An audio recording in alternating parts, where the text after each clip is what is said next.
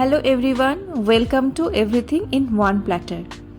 এখন শীতকাল, আর এই সময় আমরা সবাই পিঠে পুলি খেতে খুবই ভালোবাসি। তাই আজকে আমরা বানাবো দুধ পুলি পিঠে, আর জেনে নেব কিভাবে একদম নরম পিঠে বানানো যায়। দুধ পুলি পিঠে বানানোর জন্য আগে আমাদের নারকেলের পুর বানাতে হবে। এই জন্য একটা প্যানে গুড় মানে নলেন গুড় আর সাথে একটু চিনিকে গলিয়ে নিয়ে তার মধ্যে নারকেল কোড়া দিয়ে দেব। একটু নেড়ে চেড়ে দিয়ে দিতে হবে এলাচ গুঁড়ো। যখন জল শুকিয়ে আসবে প্রায়, তখন আমরা দিয়ে দেব অল্প একটু দুধ। দুধটাকে ভালো করে শুকিয়ে নিয়ে নারকেলের একটা পুর ভালো করে বানিয়ে নিতে হবে। আমাদের পুর বানানো একদম রেডি, আর এর ডিটেলস ভিডিও আমার চ্যানেলে দেওয়া আছে, আপনারা চেক করে নিতে পারেন। কড়াই বা সসপ্যানে একটু জল নিয়ে তাতে নুন দিয়ে একটু ফুটতে দিতে হবে। ফুটে উঠলেই আমরা দিয়ে দেব 2 কাপ চালের গুঁড়ো আর 1 কাপ সুজি। সুজিটা এখানে দেওয়া হচ্ছে যাতে পিঠেটা নরম হয়। আপনারা সুজির জায়গায় রাঙা আলু বা মিষ্টি আলু সেদ্ধ করেও এর সাথে মেখে নিতে পারেন। ভালো করে জলের সাথে চালের গুঁড়ো আর সুজিকে মেখে নিতে হবে। আর জল কিন্তু একবারে দেবেন না, একটু একটু করে দিতে হবে যাতে পাতলা না হয়ে যায়, ঠিক পরিমাণে দেওয়া হয়। আর যখনই জল দেবেন তখন সেটা অবশ্যই গরম জল দিতে হবে। আমার এখানে প্রায় 200 ml মতো উষ্ণ গরম জল লেগেছে। চালের গুঁড়োটা কিন্তু গরম অবস্থাতেই মাখতে হবে আর একটা মণ্ড বানিয়ে নিতে হবে।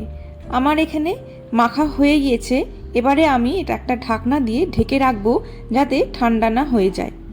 এবারে এই মণ্ড থেকে ছোট ছোট লেচি কেটে আমরা পিঠে বানাবো। তার আগে একটু হাতে চালের গুঁড়ো লাগিয়ে নেব যাতে মণ্ডটা হাতে না লেগে যায়। একটা ছোট লেচি কেটে এবারে মসৃণ করে গোল করে নিয়ে তাকে হাতের আঙুলের সাহায্যে এইরকম চ্যাপ্টা করে বানিয়ে নিতে হবে। আপনারা দেখে নিন কীভাবে আমি একটা চ্যাপ্টা মতো সাইজে বানিয়ে নিচ্ছি। এটা অবশ্য অনেকে গোল বাটির মতো আকার দিয়ে থাকে। এবারে একটু করে নারকেলের পুর নিয়ে আমরা দুটো সাইড নিয়ে সামনের দিকে জড়ো করে আঙুল দিয়ে পিঞ্চ করে করে মুখটাকে বন্ধ করে দেব। এভাবে ভালো করে বন্ধ করে দেওয়ার পরে এক সাইড থেকে ভেতরের দিকে একটু একটু করে মুড়ে দেব যাতে একটা সুন্দর ডিজাইন চলে আসে। দেখুন, খুব সহজেই কিন্তু এটা বানানো যায়।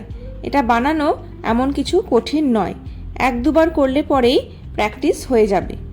আমার একটা পিঠে বানানো তৈরি হয়ে গেল। এবারে আমি পরপর আরও অনেকগুলো পিঠে বানিয়ে নেব। আর একবার দেখিয়ে দিচ্ছি কিভাবে এই ডিজাইনটা করতে হবে। পিঞ্চ করে করে ভেতরের দিকে মুড়ে দিতে হবে আর আঙুলের সাহায্যে একটু চেপে দিতে হবে যাতে মুখটা খুলে না যায়। ছোটোবেলায় আমার ঠাকুমা এই পিঠেগুলো আরও অনেক ধরনের শেপে বানাতো, যেগুলো দেখতে খুব মজা লাগতো। আজ আমার ছেলেও সেরকমই ভালোবাসে, তাই আমি কয়েকটা অন্য ধরনের শেপেও বানিয়েছি। আর এই গোল গোল যেগুলো দেখতে পাচ্ছেন সেগুলো কিন্তু আমার ছেলেই বানিয়েছে। আমার সমস্ত পিঠে বানানো হয়ে গেছে। প্রায় 30টা পিঠে তৈরি হয়েছে ওই চাল আর সুজি দিয়ে। এবারে আমি নিয়ে নিয়েছি 2 লিটার দুধ। এই দুধটাকে আমি এখন ফুটিয়ে আস্তে আস্তে একটু ঘন করে নেব। দুধ ফোটানোর সময় কিন্তু সবসময় নাড়তে হবে যাতে তলায় লেগে না যায়। আর একটু আমরা দিয়ে দেব এলাচ গুঁড়ো সুন্দর একটা গন্ধের জন্য। ভালো করে ফুটতে দিতে হবে। প্রায় 10 মিনিট সময় লাগবে একটু ঘন হয়ে আসতে। তারপরে আমরা আস্তে আস্তে পিঠেগুলোকে দুধের মধ্যে ছেড়ে দেব। একসাথে অবশ্যই দেবেন না, তাহলে পিঠেগুলো ভেঙে যেতে পারে। একটা একটা করে ঠিক যেখানে বাবলুস তৈরি হচ্ছে দুধের, সেইখানে দিয়ে দিতে হবে। এবারে খুব হালকা হাতে খুন্তি দিয়ে পিঠেগুলোকে একটু একদিক থেকে অন্য দিকে নেড়ে দিতে হবে যাতে গায়ে গায়ে লেগে না যায়। খুব সাবধানেই কিন্তু এই কাজটা করতে হবে, না তো এই সময় পিঠে ভেঙে যাওয়ার সম্ভাবনা থাকে। এইভাবে আমাদের কিছুক্ষণ ফুটতে দিতে হবে দুধটাকে আরেকটু ঘন করে নেওয়ার জন্য। তারপরে দিয়ে দেব আমরা চিনি। চিনি দেওয়ার পরে ভালো করে নেড়ে নিয়ে যখন চিনিটা গলে যাবে তখন দিয়ে দেব আমরা কুচি করে রাখা বা গ্রেট করে রাখা পাটালি গুড়। গুড় দিলে এই পিঠের স্বাদ যেন আরও দ্বিগুণ হয়ে যায়। আমাদের পিঠে রান্না বা দুধ পুলি রান্না প্রায় শেষ। এবারে কিছুক্ষণ 2-1 মিনিট ফুটতে দিলেই আমাদের পিঠে একদম রেডি। দুধ পুলি পিঠে একটু গরম বা উষ্ণ খেতেই বেশি ভালো লাগে, তখন এটা অনেক বেশি নরম তুলতুলে হয়ে থাকে। পরের দিন খেলে পরে এটা কিন্তু শক্ত হয়ে যায়, তবুও সুজি দেওয়ার জন্য শক্তের পরিমাণটা কম হবে। কেমন লাগলো আমার রেসিপি অবশ্যই জানাবেন। Thank you.